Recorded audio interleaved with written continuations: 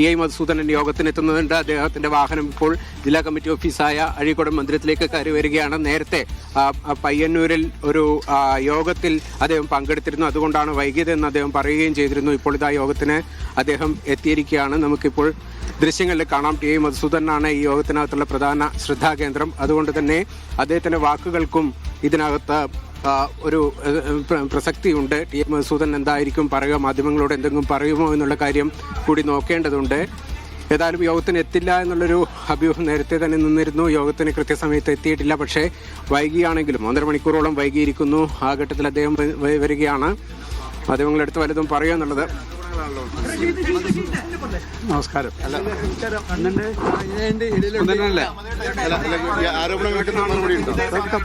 പ്രധാന party പറയേണ്ടതല്ലേ, okay, party പറയേണ്ടതല്ലേ എന്ന് പറഞ്ഞുകൊണ്ടാണ് അദ്ദേഹം അകത്തേക്ക് കയറിയത്. മറ്റു പ്രതികരണങ്ങൾ ഉണ്ടായിട്ടില്ല. പാർട്ടി പറയേണ്ടതല്ലേ കാര്യങ്ങളെല്ലാം എന്നാണ് ടി.ഐ. മധുസൂദനൻ പറഞ്ഞിരിക്കുന്നത്. 1.5 മണിക്കൂറോളം വൈകിയാണ് ഇന്നത്തെ ഈ നിർണായക ജില്ലാ സെക്രട്ടേറിയറ്റ് യോഗത്തിലേക്ക് അദ്ദേഹം എത്തിയിരിക്കുന്നത്. പയ്യന്നൂരിലുള്ള ഒരു നേരത്തെ ഏറ്റൊരു പരിപാടിയിൽ പങ്കെടുത്ത ശേഷം ആണ് അദ്ദേഹം ഇങ്ങോട്ട് വന്നത് എന്നുള്ളതാണ് അറിയാൻ കഴിഞ്ഞിരിക്കുന്നത്. ഏതായാലും ജില്ലാ സെക്രട്ടേറിയറ്റ് യോഗം മുകളിൽ ചേരുന്നുണ്ട്. ഇ.പി. ജയരാജൻ, അതുപോലെ തന്നെ എം.വി. ജയരാജൻ ഉൾപ്പെടെ മുതിർന്ന നേതാക്കളുടെ നേതൃത്വത്തിലാണ് ഇപ്പോൾ യോഗം ചേരുന്നത്.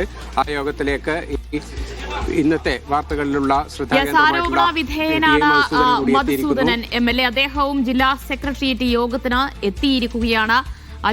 ഒരൽപ്പം വൈകിയാണ് എങ്കിലും അദ്ദേഹം യോഗത്തിന് എത്തിക്കഴിഞ്ഞിരിക്കുന്നു. ഇനി എന്താകും അദ്ദേഹം യോഗത്തിൽ ഉന്നയിക്കാൻ പോകുന്നത്, ഈ നടപടി സംബന്ധിച്ച് എന്താകും അദ്ദേഹത്തിന്റെ നിലപാട്, ഈ വിവാദം സംബന്ധിച്ച് എന്താകും അദ്ദേഹത്തിന്റെ നിലപാട് എന്നതൊക്കെ അറിയേണ്ടതുണ്ട്. പക്ഷേ മാധ്യമങ്ങൾക്ക് മുൻപാകെ അദ്ദേഹം കൂടുതൽ പ്രതികരണത്തിന് തയ്യാറായിട്ടില്ല. എല്ലാം പാർട്ടിയല്ലേ തീരുമാനിക്കേണ്ടത് എന്ന ഒരൊറ്റ വാക്കിൽ ഒതുക്കിക്കൊണ്ട് അദ്ദേഹം യോഗത്തിലേക്ക് പോയിരിക്കുകയാണ്. എന്തായാലും ഇപ്പോൾ നിർണായക ജില്ലാ സെക്രട്ടേറിയറ്റ് യോഗമാണ് ആരംഭിച്ചു കഴിഞ്ഞിട്ടുള്ളത്. ഏതാണ്ട് 2:45 യോഗം ആരംഭിക്കുകയായിരുന്നു. എന്ത് നടപടിയാണ് കുഞ്ഞികൃഷ്ണനെതിരെ എടുക്കാൻ പോകുന്നത് എന്നതാണ് ഇനി അറിയേണ്ടത്. ബിജീഷ് ഗോവിന്ദൻ തുടരുന്നുണ്ട്. ബിജീഷ്, ഇങ്ങനെയൊരു നടപടി, അത് കടുത്ത നടപടി തന്നെ, ഇങ്ങനെയൊരു ആരോപണം ഉന്നയിച്ചു കഴിഞ്ഞാൽ ഉണ്ടാകും എന്നത് പി കുഞ്ഞികൃഷ്ണനും ഉറപ്പ് തന്നെയായിരുന്നു. അത് അദ്ദേഹം കഴിഞ്ഞ ദിവസങ്ങളിലൊക്കെ അദ്ദേഹത്തിന്റെ പ്രതികരണത്തിൽ അത് ഉണ്ടാവുകയും ചെയ്തിരുന്നു. നടപടി ഉണ്ടാകുമെന്നത് ഉറപ്പാണ് എന്ന് അദ്ദേഹത്തിനും അറിയാം.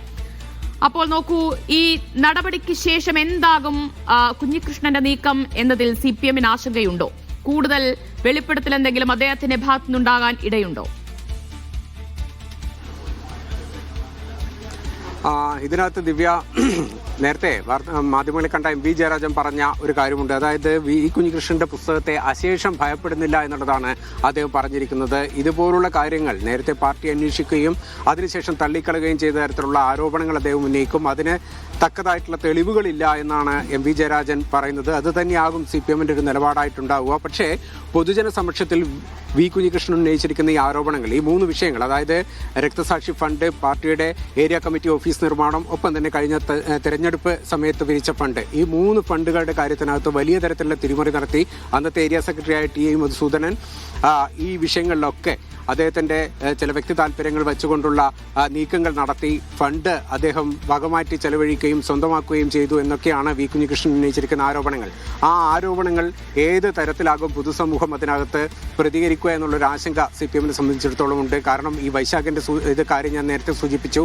വൈശാഖ് ഉണ്ടാക്കിയ ചലനം കാരാഭാഗത്ത്, അതും ടി.ഐ. മധുസൂദനെ വെല്ലുവിളിച്ചുകൊണ്ട് തന്നെയായിരുന്നു വൈശാഖും അവിടെ നീങ്ങിയിരുന്നത്. വൈശാഖ് നിശബ്ദ വിപ്ലവം വിജയിച്ചുകൊണ്ട് അവിടെ ആ വാർഡിൽ വിജയിക്കുന്നൊരു സാഹചര്യമുണ്ടായി. സമാനമായൊരു സാഹചര്യത്തിലേക്ക് വി കുഞ്ഞികൃഷ്ണന്റെ നീക്കങ്ങളും വരുമോ എന്നുള്ളൊരു ആശങ്ക CPM-ലുണ്ട്. അതുകൊണ്ട് 2 തരത്തിലുള്ള, ഒന്ന് വി കുഞ്ഞികൃഷ്ണന്റെ കാര്യത്തിനകത്ത് കടുത്ത അച്ചടക്ക നടപടിയെടുക്കുക, അതിന് പൊതുജന സമക്ഷം അവതരിപ്പിച്ചുകൊണ്ട് അക്കാര്യത്തിനകത്ത് പാർട്ടി ഒരു സേഫ് സോണിലെത്തിക്കുക, ഒപ്പം തന്നെ വി കുഞ്ഞികൃഷ്ണൻ ലക്കിവിട്ടിരിക്കുന്ന ഈ ഭൂതത്തെ അതെങ്ങനെയും പിടിച്ചു നിർത്തി നിയമസഭാ തെരഞ്ഞെടുപ്പിനകത്ത് ശക്തനായൊരു സ്ഥാനാർത്ഥിയെ നിർത്തി പാർട്ടിയുടെ ഇമേജിനെ ബാധിച്ചിരിക്കുന്ന ഈ കളങ്കം മായ്ച്ചെടുക്കുക എന്നുള്ള 2 വിഷയങ്ങൾ ഇപ്പോൾ പാർട്ടിക്ക് മുന്നിലുണ്ട്. ആ 2 വിഷയങ്ങൾ എങ്ങനെ കൈകാര്യം ചെയ്യുന്നു എന്നതാകും വളരെ നിർണായകമായി മാറുക. സമയം കുറച്ചേ ഉള്ളൂ, നിയമസഭാ തെരഞ്ഞെടുപ്പിലേക്ക് കാര്യങ്ങൾ എത്തിയിരിക്കുന്നു.